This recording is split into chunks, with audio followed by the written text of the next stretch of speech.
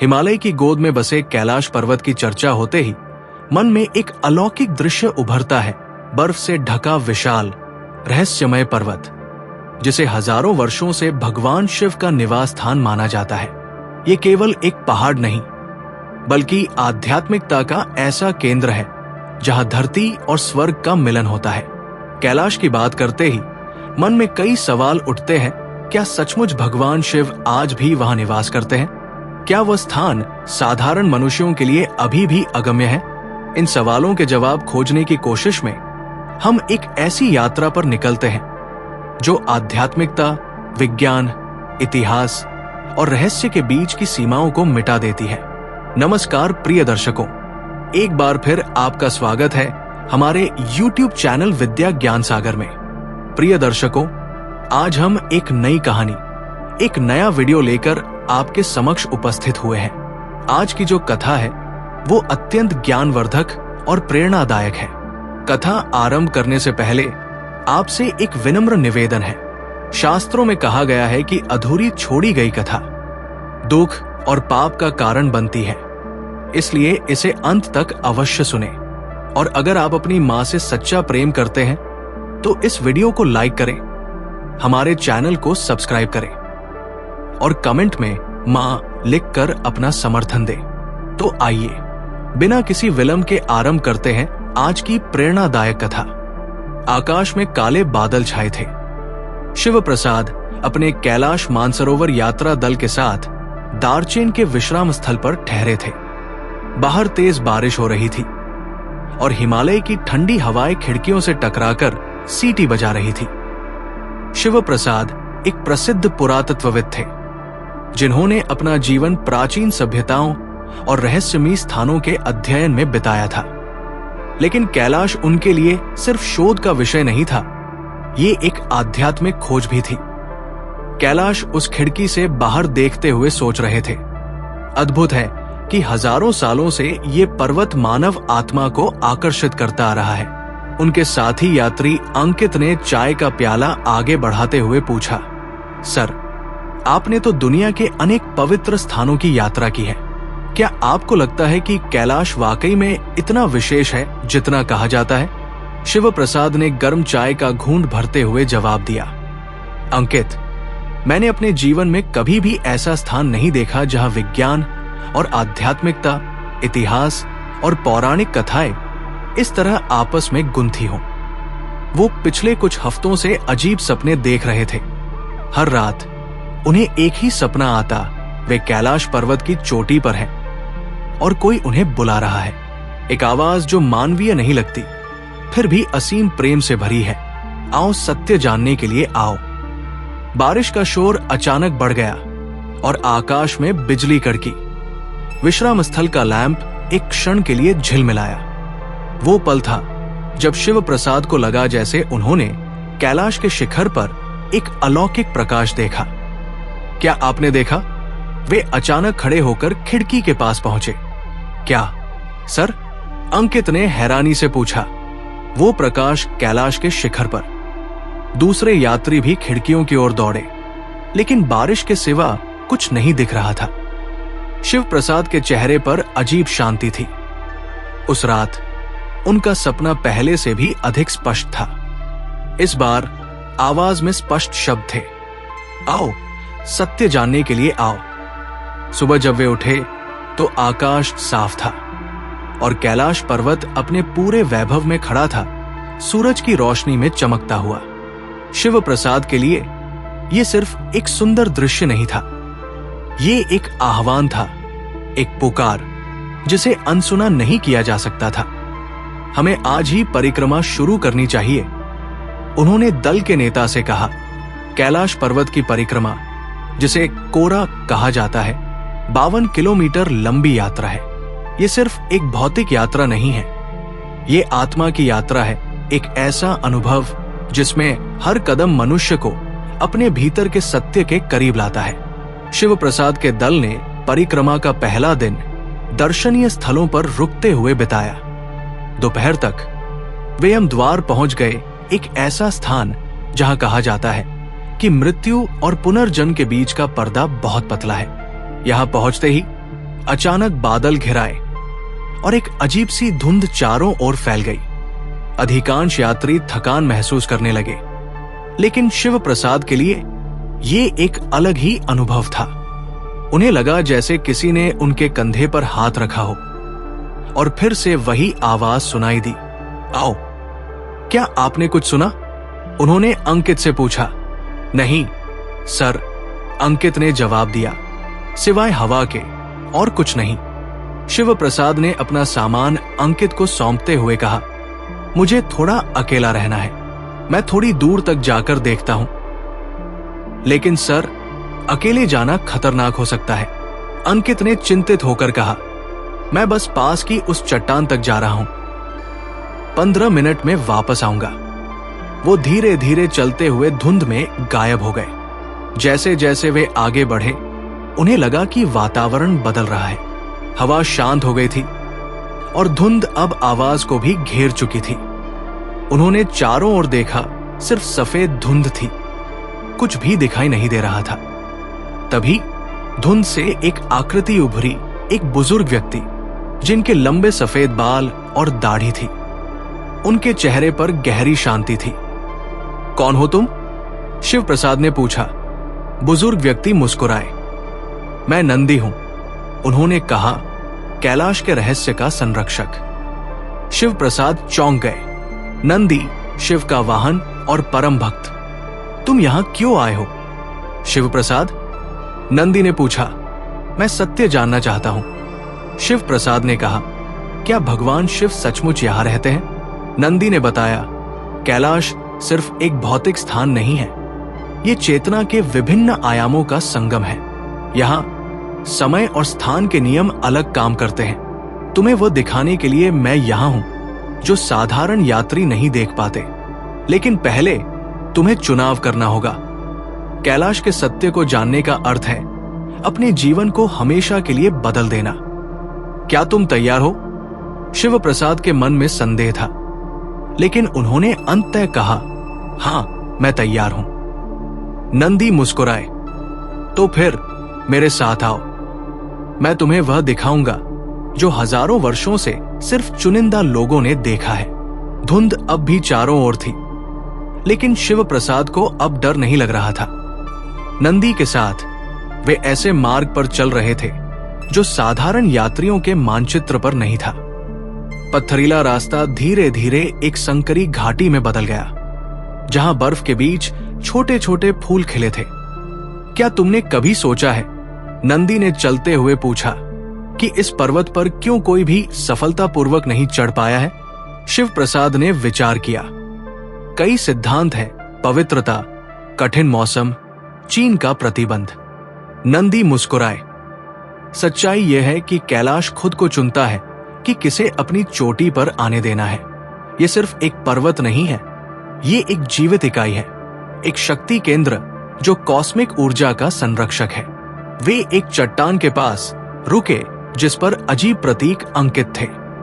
ये देव भाषा है, नंदी ने बताया, वो भाषा जिसमें ब्रह्मांड के प्राचीनतम रहस्य लिखे गए हैं। अचानक शिव प्रसाद को उन प्रतीकों का अर्थ समझ में आने लगा।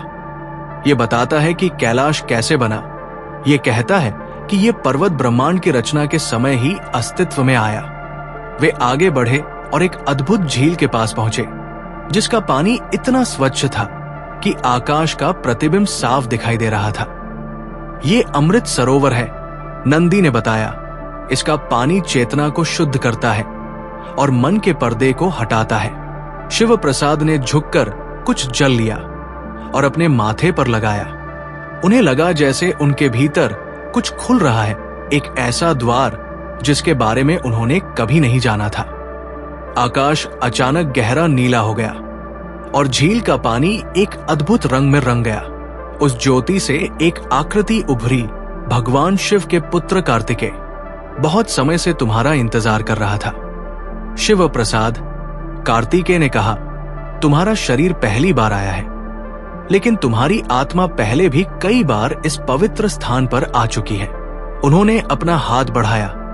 मेरे साथ आओ, मैं तुम्हें दिखाता हूं। शिव प्रसाद ने उनका हाथ थामा और महसूस किया जैसे वे अंतरिक्ष में गिर रहे हैं। एक ऐसा अनुभव जो डरावना नहीं बल्कि अद्भुत रूप से शांतिदायक था। अचानक उन्होंने खुद को एक अलग ही युग में पाया, एक प्राचीन काल में, जहां कैलाश पर्वत अभी भी मौजूद था, लेकिन आसपास का परिदृश्य बिल्कुल अलग था। यह सतयुग है, कार्तिकेय ने बताया। मानवता के इतिहास का वह काल जब धर्म और सत्य अपने पूर्ण रूप में विद्यमान थे। शिव प्रसाद ने कैलाश के पास कुछ अद्भुत आकृतियां देखी, ऐसे लोग जो उन्होंने पहले कभी नहीं देखे थे। वे ऊंचे थे, उनकी त्वचा प्रकाशमान थी और उनके चेहरों पर एक ऐसी बुद्धिमत्ता थी जो आधुनिक मनुष्यों से अलग लग रही थी। ये देवयोनि के लोग हैं, कार्तिकेय ने बताया, जो मनुष्य और देवताओं के बीच की कड़ी थे। उन्होंने एक व्यक्ति की ओर इशारा किया जो अद्भुत रूप से शिव प्रसाद जैसा दिखता था। वे शिवदत्त थे, महर्षि व्यास के शिष्य, जिन्होंने अपना जीवन कैलाश के ज्ञान को संरक्षित करने में लगा दिया था। दृश्य बदला और वे अब द्वापर युग के अंत में थे। शिव प्रसाद ने एक तपस्वी को देखा जो गुफा के प्रवेश द्वार पर ध्यानमग्न था, मनोहर, जो भगवान शिव के दर्शन पाने के लिए वर्षों तक तपस्या करते रहे। अचानक गुफा के ऊपर प्रकाश का एक तीव्र स्तंभ दिखाई दिया और मनोहर के चेहरे पर अलौकिक आनंद फैल गया। जीवन दर जीवन तुम्हारी आत्मा इस पवित्र स्थान की ओर खिंचती रही है, कार्तिकेय ने बताया। इस जन्म में तुम्हारा उद्देश्य है संदेशवाहक बनना, कैलाश के सत्य को वर्तमान युग तक पहुंचाना। दृश्य फिर से बदला और शिव प्रसाद अपने को एक विशाल स्फटिक गुफा में पाया। कार्तिकेय अब नहीं थे, उनके स्थान पर नंदी वापस आ गए थे। ये ज्ञान गुफा है, नंदी ने बताया। यहां समय और स्थान के सभी रहस्य संरक्षित हैं। यहां महादेव स्वयं विराजमान होते हैं जब वे मानव जगत में होते हैं। गुफा के केंद्र में एक बड़ा स्फटिक सिंहासन था, खाली और प्रकाशमय। उसके चारों ओर अनगिनत पुस्तकें और प्राचीन पांडुलिपियां रखी थी। क्या भगवान शिव यही रहते हैं? शिव प्रसाद ने पूछा। नंदी मुस्कुराए। शिव को किसी एक स्थान तक सीमित नहीं किया जा सकता, वे तो सर्वव्यापी है। लेकिन हां, ये उनका प्रिय निवास है। वे गुफा के एक कोने में गए जहां एक प्राचीन पांडुलिपि थी। ये शिव पुराण का मूल संस्करण है, नंदी ने बताया। इसमें वे रहस्य हैं जिन्हें आधुनिक युग के लोग भूल चुके हैं। नंदी ने पांडुलिपि खोली और शिव प्रसाद को इशारा किया कि वो उस पर हाथ रखें। जैसे ही शिव प्रसाद ने अपना हाथ पांडुलिपि पर रखा, उनके मन में ज्ञान का प्रवाह आरंभ हुआ। कैलाश का इतिहास, ब्रह्मांड की संरचना, जीवन और मृत्यु के चक्र और भगवान शिव की वास्तविक प्रकृति। उन्होंने शिव प्रसाद को गुफा के एक अन्य भाग में ले जाया जहां एक छोटा सा कुंड था जिसका पानी नीले प्रकाश के साथ चमक रहा था। यह सोम कुंड है, नंदी ने बताया। इसके जल में वो शक्ति है जो तुम्हारे मन के बंधनों को तोड़ सकती है। इससे पियो और तुम उच्च चेतना के स्तर तक पहुंच जाओगे। शिव प्रसाद ने झुककर जल पिया। ये अमृत जैसा स्वादिष्ट था और पीते ही उनका मन स्पष्ट होने लगा। उनकी दृष्टि तीव्र हो गई। उन्होंने देखा कि कैलाश पर्वत से ऊर्जा की तरंगें निकलकर पूरे ब्रह्मांड में फैल रही हैं। गुफा अचानक कांपने लगी और चारों ओर प्रकाश की एक तीव्र लहर फैल गई। सिंहासन के पास हवा में एक उथल पुथल होने लगी। वो आ रहे हैं, नंदी ने कहा। महादेव आ रहे हैं। प्रकाश की तीव्रता इतनी अधिक हो गई कि शिव प्रसाद को अपनी आंखें बंद करनी पड़ी। जब उन्होंने आंखें खोली तो सिंहासन पर एक अलौकिक आकृति विराजमान थी, भगवान शिव, एक शांत तेजस्वी प्रकाश स्तंभ के रूप में, जिसके भीतर एक मानवीय आकृति की आभा दिखाई दे रही थी। उनके मस्तक पर चंद्रमा चमक रहा था और उनके तीसरे नेत्र से निकलता प्रकाश पूरी गुफा को आलोकित कर रहा था। शिव प्रसाद, उनकी आवाज गूंजी, तुम्हारी यात्रा लंबी रही है। जन्मों जन्मों से तुम इस क्षण के लिए तैयार हो रहे थे। शिव प्रसाद ने पूछा, प्रभु, मैं यहां क्यों हूं? शिव ने गुफा की दीवार पर एक दृश्य दिखाया, वर्तमान दुनिया का दृश्य, जहां प्रदूषण, युद्ध और मानवीय पीड़ा दिखाई दे रही थी। मनुष्य अपने मूल स्वभाव से दूर हो गया है, शिव ने कहा। उसने भौतिक विकास के पीछे अपनी आध्यात्मिक जड़ों को भुला दिया है।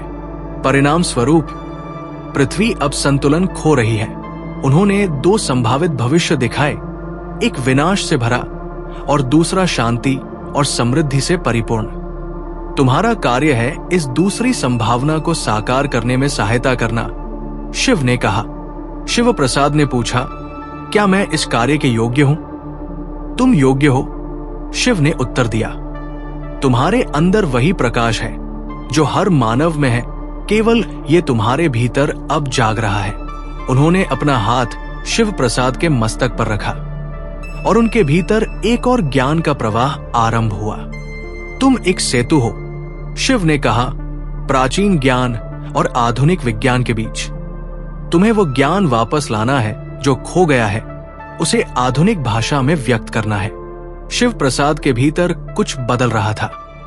उनकी चेतना विस्तृत हो रही थी, दृष्टिकोण बदल रहा था। याद रखो शिव प्रसाद, शिव ने विदा लेते हुए कहा, सत्य एक है, लेकिन उसे व्यक्त करने के मार्ग अनेक हैं। अपने ज्ञान को बांटो, लेकिन कभी किसी पर आरोपित मत करो। कैलाश पर्वत सदियों से मानव आत्मा को आकर्षित करता आ रहा है। यह केवल एक पर्वत नहीं है, बल्कि प्राचीन ज्ञान का भंडार है जो आज के समय में भी प्रासंगिक है।